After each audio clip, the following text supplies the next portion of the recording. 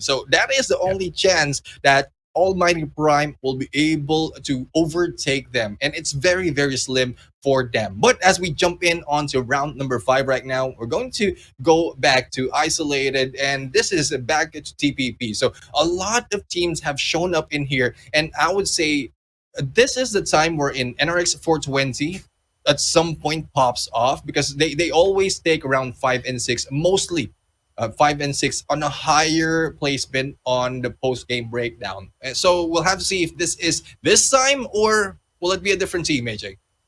Yeah, I think it's a different team. Sorry, I'm just laughing because there's a little bit of war of words going on between Don and I. Don from NRX and Statue.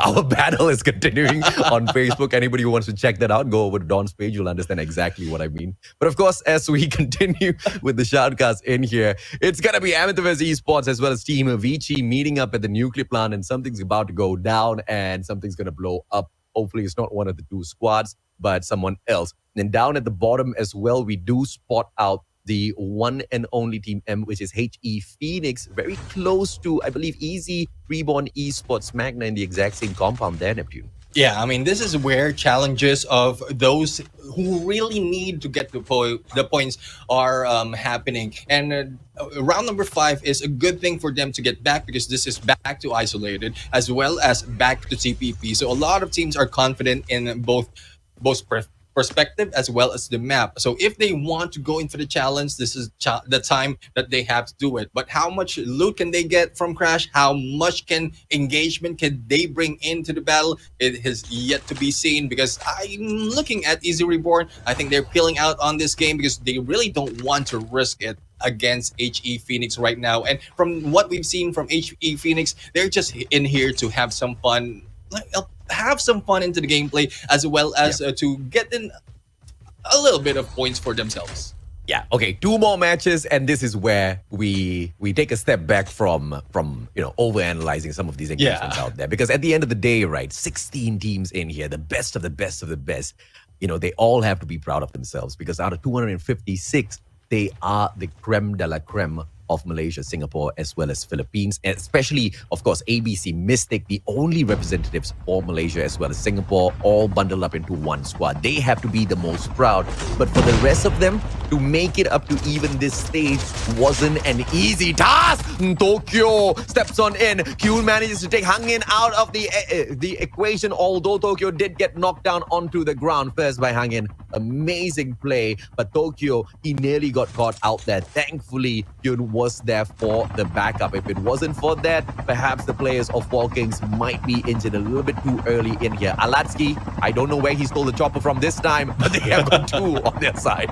Yeah, I think one is from the platform, and then the other one is in here. And this is where we're seeing how much the Four Kings are taking into the grudge against each battle that they are being taken out of. That was the Royal Kings that they went into, and they know that that's where they will be dropping. Thus, they drop by and take those hits, and as well as take those shots against them. But good enough for Royal Kings. 1 member still survives, a chance for them to recover as well as to get back. But how much more can they take? Because later, as the safe zone closes, they will be meeting up Easy Reborn right now, who's also close in this area. Not only that, 4 Kings will be in there, so if the footsteps will be heard or will be seen on that minimap, despite of the chopper run being done for 4 Kings, it might be Easy Reborn who will be their next target. I can't shoutcast properly because my notifications are going crazy. Don has attacked me back. And the war of words will continue. But it's okay. I'll catch up on all of that excitement a little bit later on. But going back to what I was saying, man. 16 teams in here. All of them should be proud of their achievement so far. Whether they finish up in the #1 spot or finish up at the 16th position, I love all of the effort put out there so far, Neptune. This has been by far the best Battle Royale competition we have shoutcasted. Agree or disagree, brother? Yeah, I mean, who wouldn't agree to that? Imagine you have several days of semifinals wherein you'll be able to squeeze out everything from the seam, and after that, jump into yet another 3 days of the finals wherein like how much more can the team, like how much more can we squeeze out from one certain set of teams? And this is where the pressure is coming, and I think that is where some of the teams are faltering as well, because they did well on semifinals, but this time they're not doing that well onto the finals. So it's a matter of endurance, because this is not just a sprint, this is a marathon wherein you will need to survive,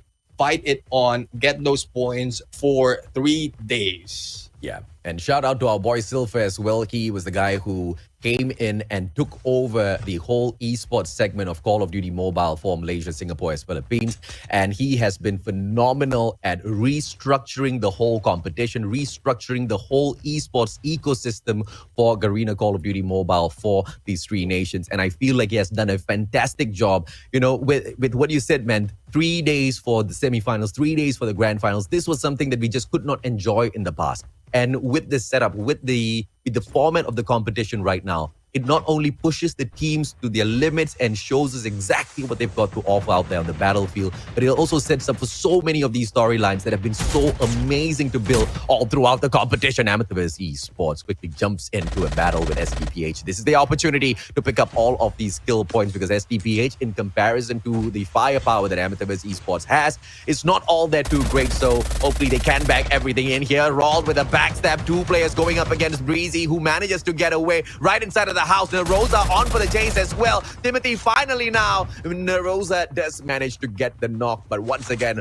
all of our love to Silver. You keep doing what you do out there, bro. And we are just going to lap up all of these competitions that Call of Duty Mobile has got to offer out here. Yeah, I mean, big thanks to Silver out there. Big shout out to you, coming from us who have been like really grateful on the opportunity of having this tournament. So for those of you who aren't here, you can also put it in the comment section. Hashtag Silver on the comment section. I know the teams out there, especially for those who joined, has read that name, so they know the spelling. I don't have to spell it out. They have seen him active as well, not only in like behind the scenes, but also monitoring everything from the background as all the teams has been starting it off. Imagine 256 teams in there, who he was managing with the rest of the moderators. So it's a huge job for him, and so far he's doing it great.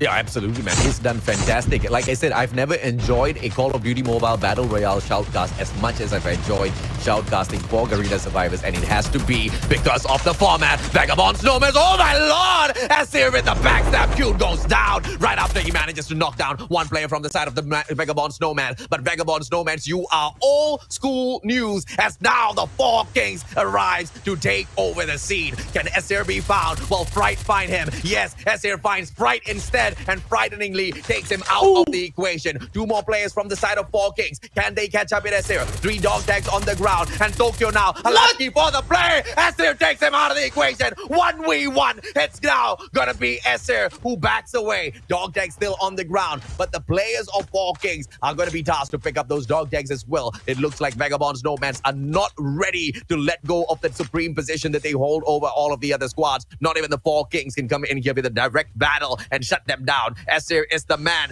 3 kills so far. He is getting it done for the team, carrying all of them on their shoulders. But for NRX 420 on the other side instead, Peanut, he gets taken out of the equation, and it looks like VVV might just show them the exit door. Let's see exactly what NRX 420 will be able to respond with later, Neptune. Yep, that is Vici right now who's gunning them down, and we'll see how will that continue. On the other side, 13 Academy was able to take down Almighty, and the battle of those on the top is happening right now. Earlier, we've seen Tokyo or 4 Kings going against Backbone's Nomads, the top teams from the semifinals. And this is a challenge that we want to happen right here. But the challenge has been put on against Royal Kings as they came back onto this area, and they are being challenged by VV Sports VD. It is still a complete squad for the team of VD, but how is that faring for the Royal Kings? Only 1 remains, and yet again, the dog tags need to be picked up as well as scanned for the team to be able to go back into play. Yeah, man. And here comes VVV as they reposition just 2 players on this side, Siora as well as Jul. The others are Guarding the dog tags out there, Royal Kings potentially might not be able to make their comeback in here, but it's all in the hands of Omega now as he picks up those dog tags one after the other. Joel and Ciora, they know exactly where to attack. Omega now waiting for all of them outside of the zone, and Omega does not manage to hop onto that bike and gets taken out by Ciora. Amazing play. That MAC-10 will continue to pop off, and VVV, 4 kills so far. They rage on. Yep, they rage on, but Royal Kings not yet out from this fight. Dog tags still remaining there, knockdown still in there against Omega, so that only means that the rest of the teams of Royal Kings have some fight in them yet. Though we have Vagabonds right now, Vagabonds Esports, who might be going against 13 Academy, but decided to go for the other ground. I mean, the high ground battle will be in here as we see Glad right now trying to shoot down Vagabonds Esports, but will not be able to make it. And unfortunately for the players of Vagabonds Esports, they will have to deal with the raging 13 Academy in here. But of course, let's take our eyes and place them on Amethyst Esports as well, where they very quickly drop in and out, rolled on the ATV, perhaps just getting a little bit of extra information. And as it sparks back, it's all up to the rest of the players from the side of Amethyst Esports. Do they want to take the attack? Do they want to take the fight? Or do they want to back away from 13 Academy? And on the snowboard now, very slowly approaching the situation is going to be Rolled. He has abandoned his ATV already, and the decision is to break away and to survive for that final circle battle. Amethyst Esports do not make a careless move, and 13 Academy gets to disengage and walk away as well. Yeah, I mean, this is a battle of high ground. As we see the safe zone closes, a lot of teams are attempting to go for that high ground coming in from farm, and this time a Metaverse will need to relocate. So they might be out in open as everyone will be targeting them later on. But going into estate, we'll have to see which position will they be able to take, and in a bit we're going to see as well as to where will be the next safe zone. On the other side, we have Almighty going in and gunning NRX 420, while on below it is Existence right now in the battle, and I think, if I'm not mistaken, there's a 4 Kings that they are going into. Oh, Hang In taken out of the equation, but it's not the Royal Kings that the players of NRX 420 has to focus on. It should be Almighty Prime. And now, as I say it, Prime, Chase, drop Scape. Travis takes Ciora out of the equation. A lot of battles still happening out there on the battlefield, and Vagabond Snowman still alive and kicking. But NRX 420, will they be able to stay alive? Will they be able to catch up with the 4 Kings? Will this rivalry end before we even get to the final round? It's all in the hands of NRX 420. It's all in the hands of Almighty Prime as well, who have got NRX 420 in their crosshairs. But as far as Team VVV will be concerned, it's all about picking up the dog tag of Ciora and repositioning themselves. Existence Valhalla, they are up top on top of the aerial platform, and very slowly now, here comes Team Avicii. Kaiser needs to get away. Yeah, Kaiser and the rest of the teams need to get away because the high ground will be taken by BG right here. And here comes the shots against Joel. Joel's being chased by 2. Sato is in there just bidding the chance and will be going back with that rewind. Good information gameplay, but knowing that it will not succeed, he really needs to go back. Thus, the rest of the teams also will be hanging by on this side. A lot of dog tags onto the floor right now, onto the concrete, as well as on these hills. And a lot of teams will be chasing them as well. But the other teams who are battling it out are non-stop. We have VVV going against some of the teams. We also have a chase happening for the side of 4 Kings. The platform has not been let go just yet. So a lot of engagement as well as a lot of kills might be happening just in this area. Yeah, 1.7. Oh, Usangala, we've hit 2,000 shares already, which means someone is gonna get 2,000 CP from the Mustachio. The 4 Kings, they rage on VVV. Sekre, on the other hand, manages to drop 1, and Fright repositions up top to the aerial platform now. The 4 Kings will move on to Kyun, Tokyo, as well as, I believe, Fright together with them. Just a single player down on the ground. It is the risk-taking Alatsky, but as the players of Vici now approach the compound of the players of 4 Kings, they stake their defense, and now moving out for the save will be Kyun. Alatsky will be brought right back into the mix as the players of the 4 Kings maintain their bird's eye view over Team Vici, who reposition, not wanting to hop on out to the aerial platform, I hope, but they are right under them. Neptune, things are about to get dicey out in here. Yeah, losing one of their teammates as well as one going in for the dog tag rescue. That will be difficult for the team of the Four Kings. But this time, they have two members of VVV engage or disengaging into the fight, and we have the rest waiting for them in here from the bottom of the platform. Shots into Saturn right now might be happening, but no fights just yet. Right now will be seen by Enra. The shots is onto them, and there goes the takedown, and no rescue will be happening because the teams of Four Kings are spread out too thin, AJ.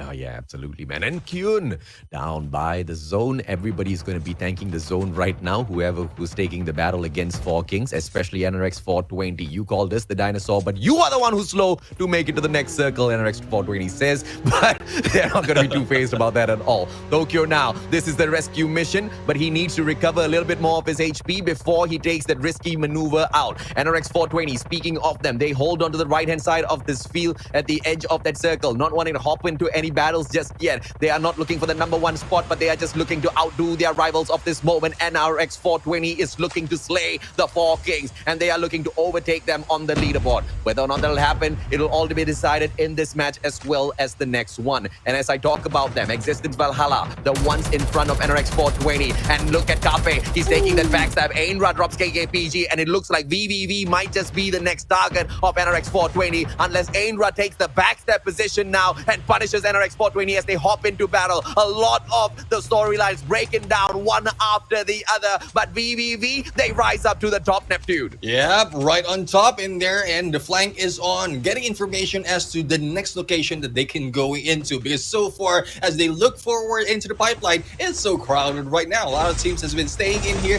and all they have to do is go in and take those better positions to be able to see and sight who will be gunning them down, and then later on, when it's all clear, they will be doing all the gunning. But I think they have been seen by NRX 420. Thus, they need to go in. But 13 Academy will be taken down in there by Almighty, and we'll have to see how will that go.